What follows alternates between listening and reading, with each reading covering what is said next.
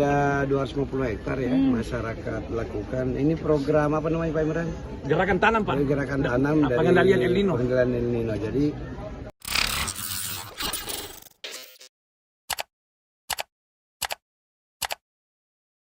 panen raya kembali dilakukan PJ Gubernur Sulsel Bakhtiar Baharudin dengan masyarakat Goa di Desa Pontosunggu, Kecamatan Bajen, Goa pada Sabtu, 21 Oktober 2023.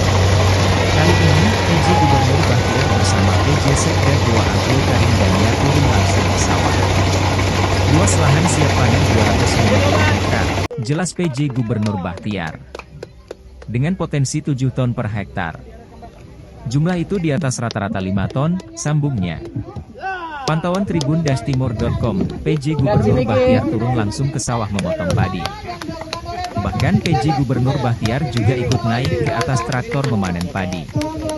Selama 2 hari, PJ Gubernur Sulsel Bakhtiar ikut panen raya di Sulsel. Hal ini menurutnya menjadi pembuktian penanganan El Nino.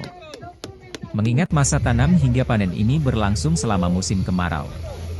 Hari ini terbukti dengan gerakan tanam di masa El Nino terbukti di 2 tempat. Kemarin di Maros dan hari ini di Bontosunggu. Ada 250 hektar ya masyarakat lakukan. Ini program apa namanya Pak Imran?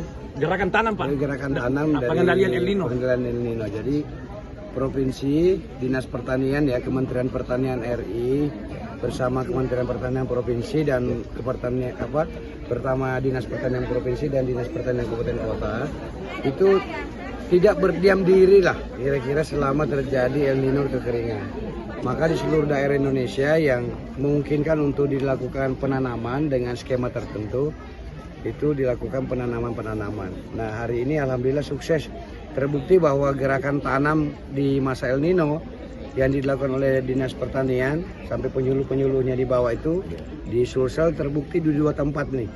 Kemarin kita di Maros, kemudian hari ini kita di Desa Bontosunggu, Kecamatan Bajeng, Kabupaten Goa. Nah ini memberi pesan pada publik bahwa kita di Sulsel memang sukses melakukan upaya-upaya ekstra bagaimana menanam di musim kering, yaitu dengan menggunakan metode sumur pompa itu. Jadi sumur pompa itu. Cuma memang harus ada yang kita perhatikan berikutnya, itu kelihatannya ketersediaan listrik untuk mesin-mesin pompa itu. Karena pompa ini kan ada 2 macam. Kalau kemarin di Maros relatif tidak ada kendala, karena itu mesin pompanya terjangkau oleh listrik PLN yang pada umumnya itu. Nah kalau yang di sini dia menggunakan gas, mesin pompanya menggunakan gas. Nah ini mungkin juga nanti saya akan sowan atau silaturahim ke kantor Pertamina ya, khususnya yang memiliki wewenang di bidang gas. Selama ini kan kota gas di daerah termasuk di Goa, di selatan itu biasanya hanya memperhitungkan kota gas untuk rumah tangga. Ternyata gas kita sekarang kita pakai ada tambahnya lagi, gas untuk pertanian karena mesin-mesin pompa air ini menggunakan gas. Satu lagi ini gas kita juga kita gunakan itu untuk mesin-mesin kita di laut.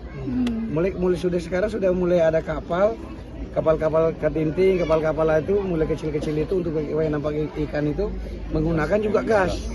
Download Tribun X sekarang, menghadirkan lokal menjadi Indonesia.